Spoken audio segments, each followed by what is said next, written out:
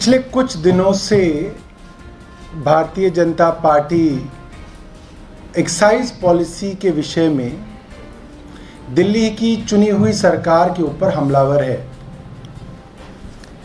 और जब जब टेलीविज़न डिबेट्स में इस पे चर्चा होती है तो भारतीय जनता पार्टी के प्रवक्ता कहते हैं, भाई कुछ गड़बड़ नहीं की तो जांच से डरना कैसा, जांच होने दीजिए, जो दूध का दूध पानी का पानी साफ हो जाएगा।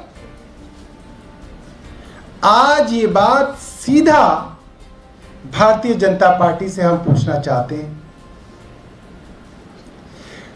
डिप्टी चीफ मिनिस्टर और एक्साइज मिनिस्टर मनीष सिसोदिया जी ने कुछ सवाल उपराज्यपाल महोदय के ऊपर उठाए हैं और इल्जाम यह है कि उपराज्यपाल ने कुछ फैसले एक्साइज डिपार्टमेंट की पॉलिसी में ऐसे किए जिससे चुनी हुई सरकार को यानी कि सरकारी खजाने को कई हजार करोड़ का नुकसान हुआ।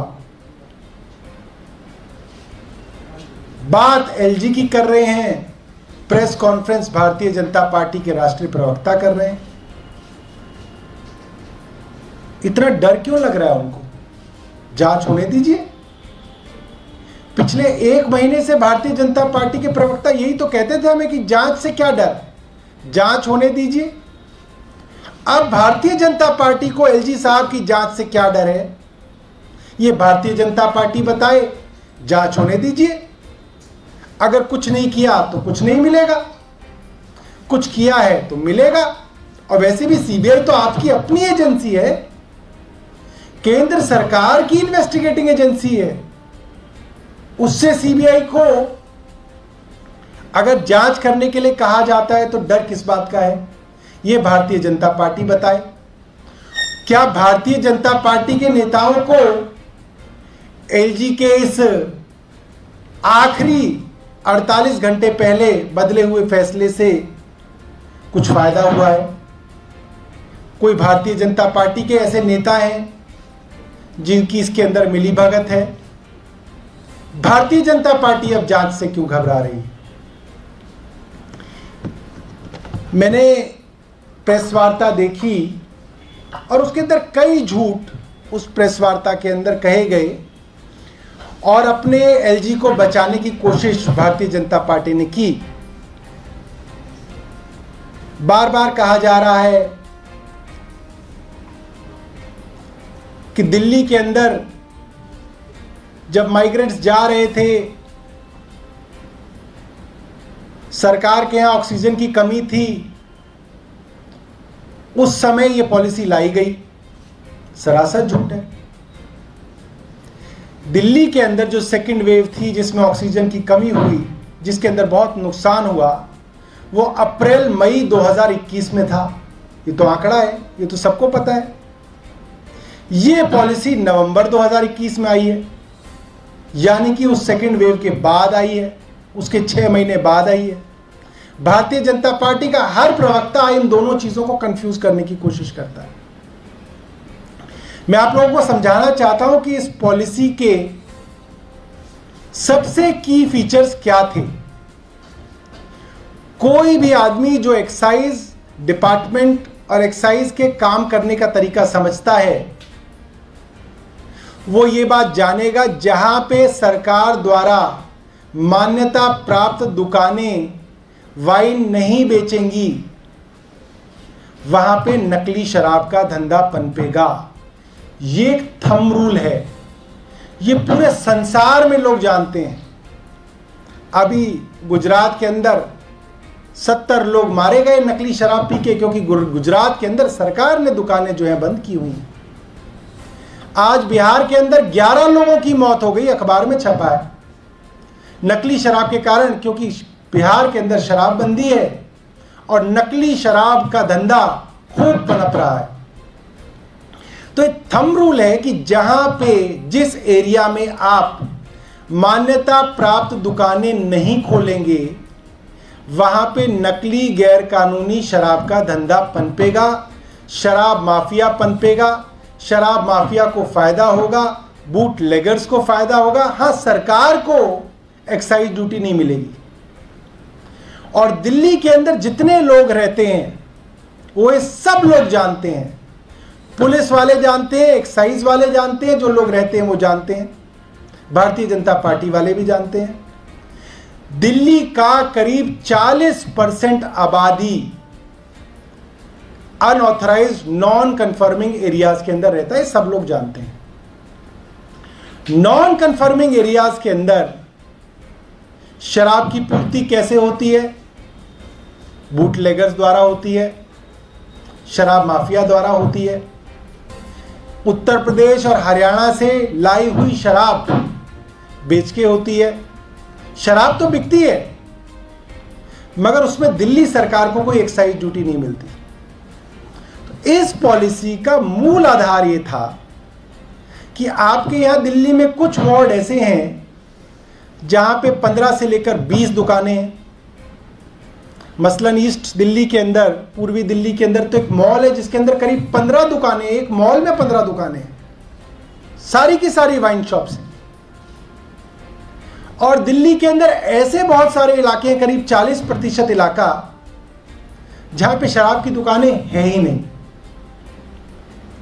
तो दिल्ली सरकार की एक्साइज पॉलिसी का मूल आधार यह था कि हम इन 849 दुकानों को जो पहले थी उनको दोबारा से इक्वली डिस्ट्रीब्यूट करेंगे, बराबर से इनको सभी वार्ड्स में डिस्ट्रीब्यूट किया जाएगा। हर वार्ड में 3 दुकानों को रखा जाएगा और ये दुकानें पूरी दिल्ली के अलग अलग वार्डों में होंगी, ताकि कोई ऐसा वार्ड ना हो, कोई ऐसा इलाका ना हो जहां पे शराब माफिया पनपे, जहां पे बूटलेगर्स पनपे। ये पॉलिसी मई 2021 के अंदर एलजी साहब को भेजी गई। एलजी साहब ने इस पे चर्चा की, चुनी हुई सरकार से डिस्कशन हुआ। डिस्कशन करने के बाद एलजी साहब ने अपनी तरफ से सुझाव दिए। उन सुझावों को चुनी हुई सरकार ने माना और उस पॉलिसी को दोबारा उनके पास भेजा।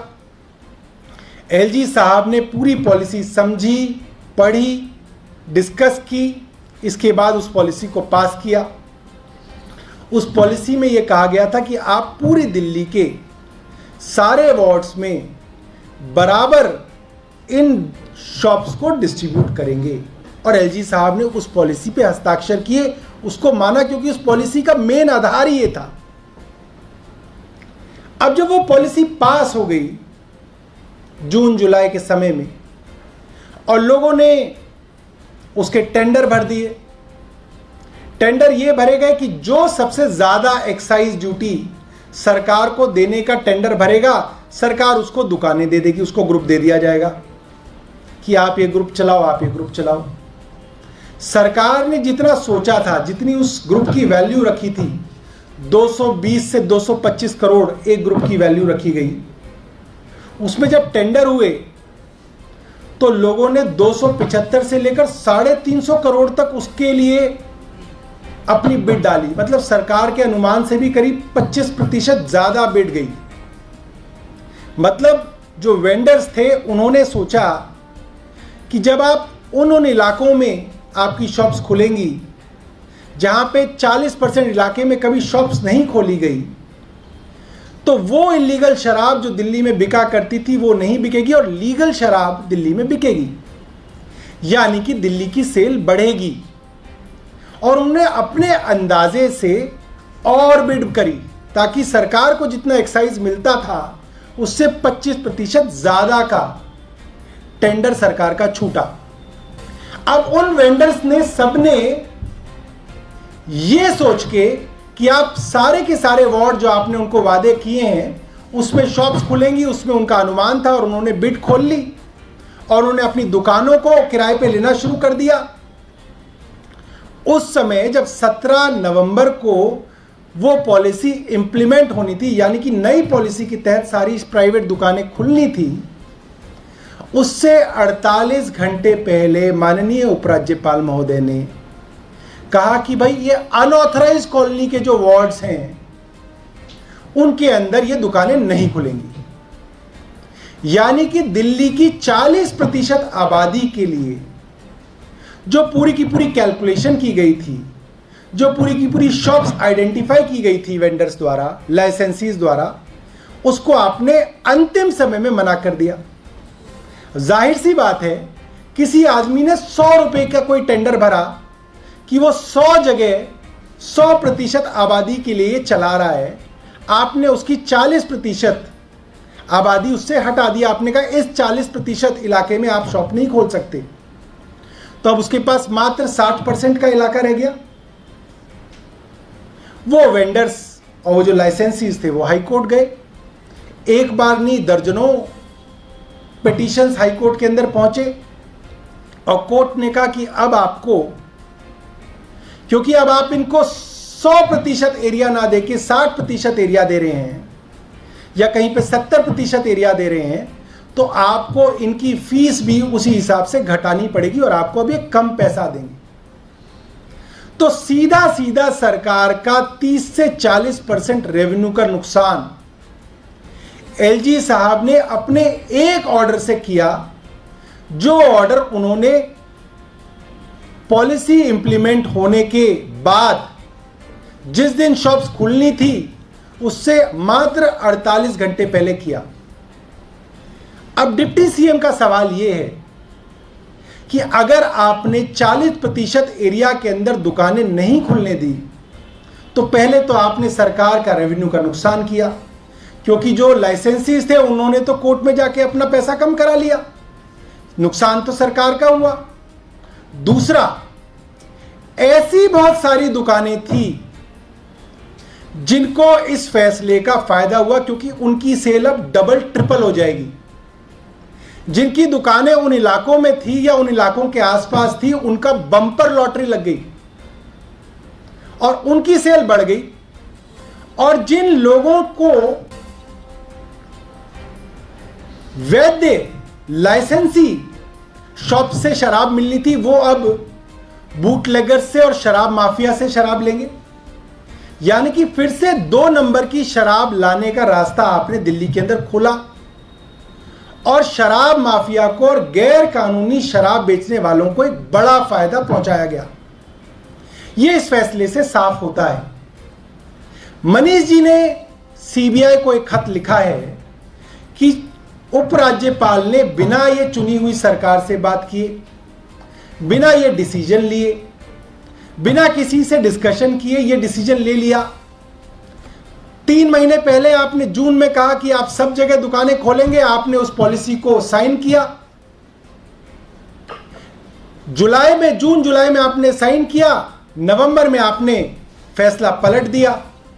तो ये जो हजारों करोड़ रुपए का फायदा कुछ लोगों को हुआ और हजारों करोड़ रुपए का नुकसान सरकार को हुआ, उसकी जांच क्यों नहीं होनी चाहिए? और अगर जांच हो रही है तो इसके अंदर भारतीय जनता पार्टी को क्या समस्या है? भारतीय जनता पार्टी क्यों जांच से घबरा रही है? भारतीय जनता पार्टी जांच से क्यों डर रही है? ये हमारा जो है आज की प्रेस कॉन्फ्रेंस का जो है मेन मुद्दा है कि भारतीय जनता पार्टी एलजी को बचाने की कोशिश ना करे। हम जांच का जब स्वागत कर रहे हैं, भारतीय जनता पार्टी इस जांच का स्वागत करेगी। अगर आपका कोई सवाल हो तो आप पूछ सकते हैं। नवंबर में ये पॉलिसी आई थी और ये पॉलिसी आई थी जून में आई थी, लेकिन नवंबर की बात हम लोग कर रहे हैं। उनका ये कहना है कि उस समय से अभी तक क्यों, अगर इतना बड़ा स्कैम, इतना बड़ा घोटाला था, तो उस समय से अभी तक क्यों बैठी थी आम आदमी पार्टी? बैठी नहीं थी, कोर्ट्स के अंदर ये मामला चल रहा है तभी से। कई बार दिल्ली सरकार ने रिप्रेजेंटेशन एलजी साहब को दिया है। ये जो भी आदमी बीजेपी का कह रहे हैं उनसे कहिए कि जरा कोर्ट के अंदर वो फैसले तो पढ़िए। जितने लाइसेंसीज थे वो सब कोर्ट गए, उन सब ने कहा कि हमारे साथ धोखा किया गया, हमको 100% एरिया का वादा दिया गया, 100% एरिया के हिसाब से हमने बिड डाली, 100% एरिया के हिसाब से हमने फीस जमा कर दी, सरकार के पास एडवांस फीस जमा कर दी। अब सरकार कह रही है कि 40% एरिया में हम आपकी शॉप्स नहीं खोलने देंगे। तो कोर्ट ने कहा हाँ ये बात तो ठीक है, क्योंकि कोर्ट को इससे कोई लेना देना नहीं है कि फैसला चुनी हुई सरकार ने किया या एलजी ने किया। कोर्ट ने कहा कि हाँ लाइसेंसीज का नुकसान हो रहा है, इनकी फीस कम की जाए, और कोर्ट ने उनकी फीस कम कराई। बीजेपी कह रही है कि एलजी को बलि का बकरा बनाया जा रहा है। नहीं देखिए, बीजेपी कुछ भी कह रही हो, मगर ये तो तथ्य है ना। एक पॉलिसी जिसको एलजी ने मई में देखा, डिस्कशन किया, जून में देखा, समझा, और उस पॉलिसी का मूल आधार ही है, आप उस पॉलिसी को देख लीजिए, उसका मूल आधार ही ये है। जब वो पॉलिसी आई थी, कई बार उसके बारे में प्रेस कॉन्फ्रेंस हुई, उसका आधार ही ये था कि जो अनसर्व्ड एरियाज हैं दिल्ली के करीब 40% एरिया, जहां पे आज कच्ची, नकली, हरियाणा से लाई हुई, बिना ड्यूटी पेड शराब बेची जाती है, उस एरिया में अगर ड्यूटी पेड शराब बेची जाएगी तो सरकार को एक्साइज का फायदा होगा, शराब माफिया की कमर टूटेगी। और कोई सवाल है तो आप पूछिए।